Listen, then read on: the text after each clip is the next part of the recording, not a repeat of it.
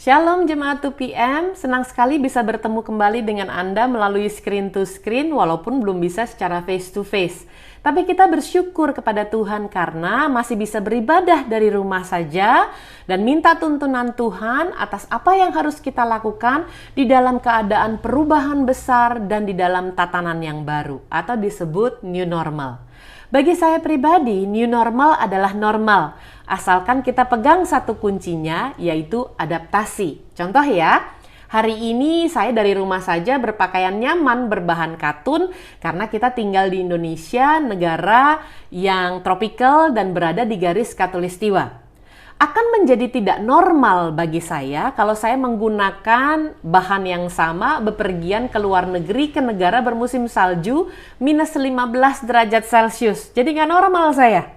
Nah demikian juga sebaliknya kalau ada orang yang tinggal di minus 15 derajat Celcius datang ke Indonesia yang terbiasa menggunakan pakaian rangkap dan berlapis-lapis, tetap menggunakan pakaian yang sama datang ke Indonesia akan menjadi tidak normal. Artinya, the new normal is normal apabila kita dapat beradaptasi. Nah, untuk bisa beradaptasi, kita belajar dari firman Tuhan di dalam Amsal 31 ayatnya yang ke-21. Satu ayat saja. Kita tahu adaptasi diperlukan untuk menghadapi musim baru. Di dalam Amsal 31 ayat 21, musim baru yang akan dihadapinya adalah musim salju. Tetapi bagi kita konteksnya, musim baru yang kita hadapi adalah the new normal, di mana kita harus hidup di dalam masa pandemi COVID-19 yang dicanangkan sebagai global pandemic 12 Maret 2020 yang lalu oleh WHO. Mari kita belajar firman Tuhan, saya baca dulu ya ayatnya ya. Ia tidak takut kepada salju untuk seisi rumahnya, karena seluruh isi rumahnya berpakaian rangkap.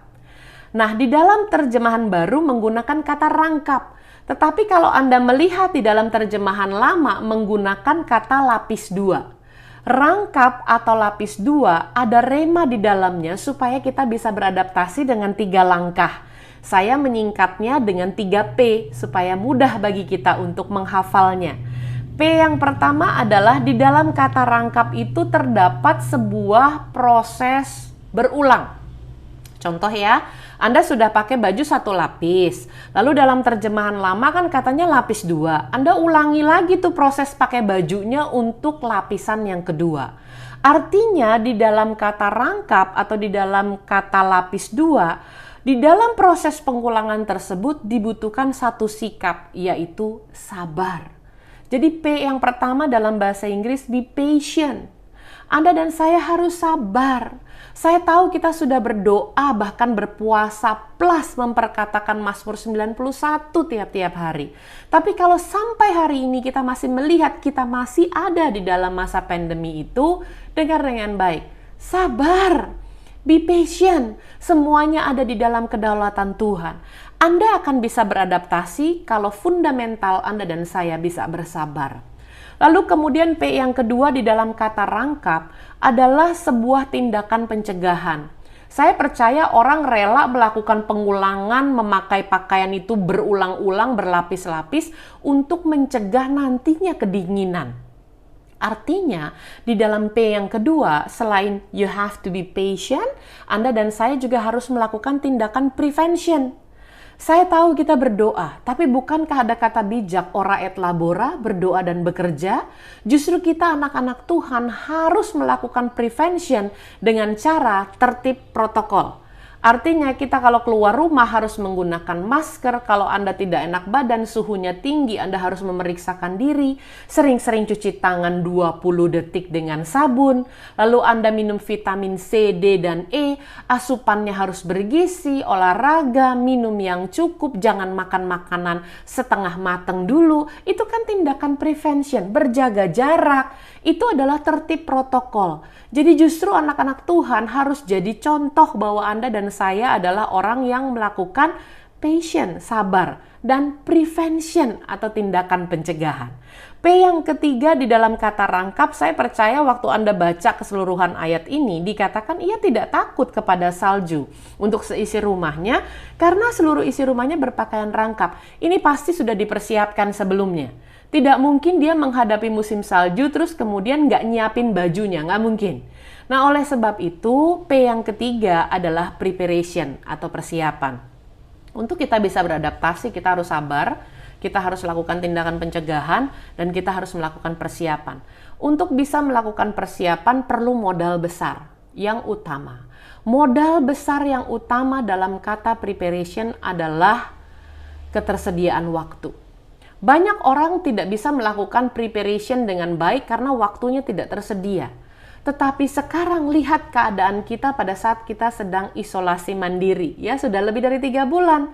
We have plenty of time. Kita punya ketersediaan waktu yang begitu banyak. Bekerja dari rumah, belajar dari rumah, beribadah dari rumah. Modal yang utama di kita itu besar adanya. Artinya di masa-masa ini apa yang Anda dan saya sudah lakukan sebagai persiapan? Saya percaya segala sesuatu yang terjadi di dunia sifatnya sementara. Pandemi yang terjadi di dunia sifatnya sementara karena kekekalan hanya ada di surga. Apabila badai sudah berlalu, Anda dan saya sudah lebih daripada siap karena kita mempergunakan waktu dengan baik selama kita sedang karantina di rumah saja. Nah, oleh sebab itu, mari kita persiapkan diri kita. New normal is normal, sehingga hati ini rela menerimanya. Kenapa kita harus melakukan persiapan? Karena kita tidak berharap keadaannya sama. Kita berharap hidup kita akan naik dan tidak turun, menjadi kepala dan bukan ekor. Kita berharap keadaan lebih baik dari sekarang. Keadaan yang lebih baik dari sekarang itu disebut dengan the next normal, atau yang disebut juga dengan better normal. Kalau Anda dan saya mau berharap the next normal atau better normal, Anda dan saya harus melakukan persiapan. 3 poin hari ini dari kata rangkap. Yang pertama adalah be patient, yang kedua adalah lakukan prevention, dan yang ketiga adalah preparation. Sehingga Anda dan saya dipersiapkan untuk bisa beradaptasi di dalam new normal is normal. Tuhan Yesus memberkati.